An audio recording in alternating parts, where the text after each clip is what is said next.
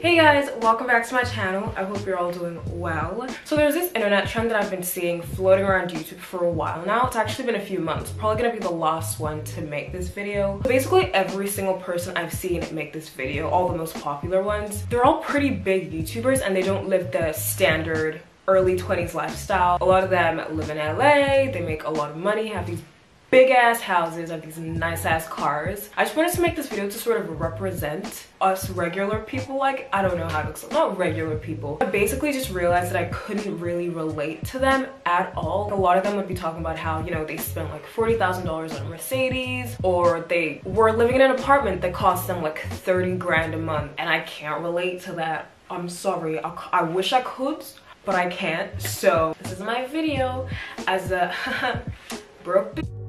Enjoy.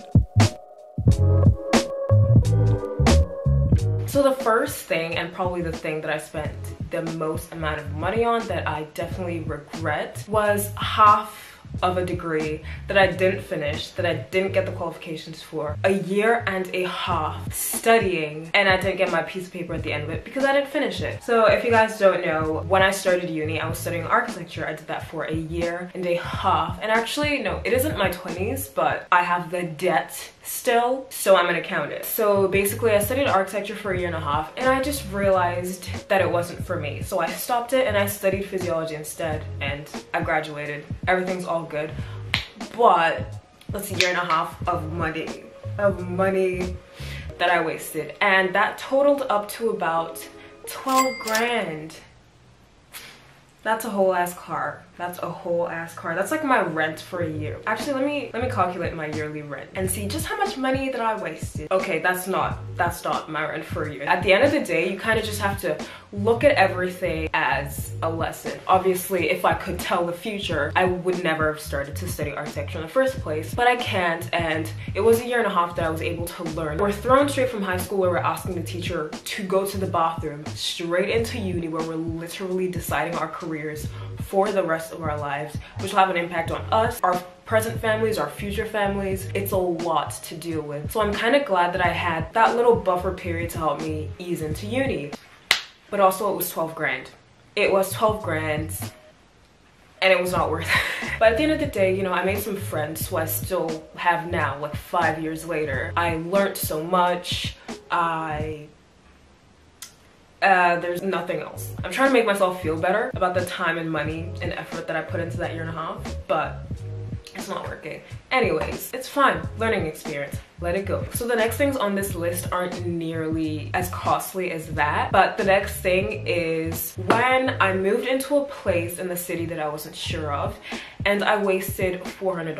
Like I said, it's a massive drop, but it was still very annoying. So basically before moving into this place, I think I moved in early December, I thought I was going to move into this cute ass high-rise apartment in the city with 2 other girls, but I realized that I was basically being bamboozled. I was being cheated. So just for reference, right now I pay $350 per fortnight for my apartment, and I think that's a great price for the quality of apartment I'm in. I'm in this cute little complex and I'm getting such great value for my money in my opinion, but there I would have been paying $400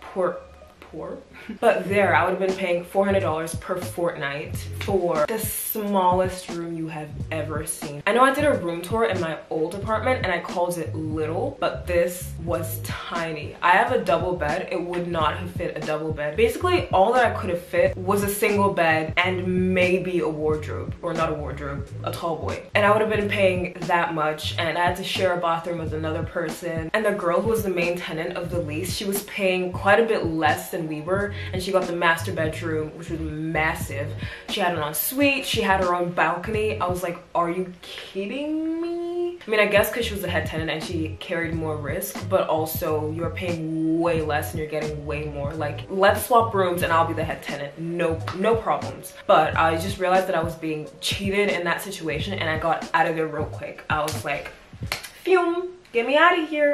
I forgot to say, I googled the freaking apartment, I saw the layout, I saw the blueprints, and the bedroom was never supposed to be a bedroom in the first place. It was a study, hence why it was so tiny. It wasn't supposed to fit a bed. It was just supposed to fit a desk and maybe a shelf. No human was supposed to be habiting that area. I guess the landlords just wanted more money, so they listed it as a bedroom. So I don't blame the girls at all, but it was literally a closet space. It was a shoebox. I don't know why I'm so pressed still. I don't live there. My heart goes out to the girl who does. I'm glad it ain't me. Hee. That's all I wanted to say. Bye.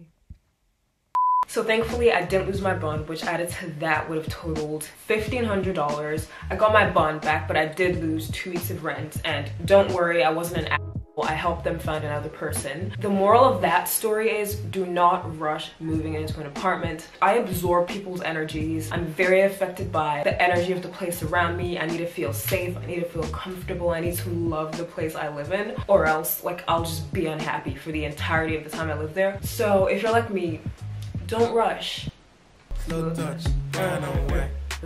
so I did lose $400 and I was annoyed at the time, but I quickly got over it because I was happy. After that, I took my time, found a new place, and everything was good. Last thing is, whenever I go grocery shopping, not every time, but sometimes I go grocery shopping, you know, you spend like $140 on a grocery trip just to go and get McDonald's. What was the reason? What was the reason? And that's not a big thing, but if you continuously do it, it adds up. Like instead of eating the food in your kitchen that's gonna go bad in a week, you go and buy food elsewhere. It's like wasting money on 2 accounts. And I'm literally just thinking of the other videos that I've seen on YouTube of this, and I just feel so stupid saying this, but I'm just a regular person, and I'm sure a lot of you out there can relate to the things that I just talked about. I wish we couldn't relate, but that's what it is for now at least. I know like as I get older and I settle into my future career, I will not be fussed over little things like this, and I'm very excited for that, and I would like that to come with quickness. So that's it for the video. I hope you guys liked it. Tell me what your biggest financial regrets are. You don't have to be in your 20s. I mean, I'm only 22, so there's gonna be a lot. There's gonna be a lot. Let me do this video in like 7 years and watch there be like a 100-page list. So yeah, that's it for the video. I hope you guys are great. I hope you're doing good. You can follow me on my social medias if you wanna. They'll be down below. And at the end of the video, I also have a mystery channel, which I just released a new video on. So go watch that. And that's it. I will see you guys later. Peace out, love.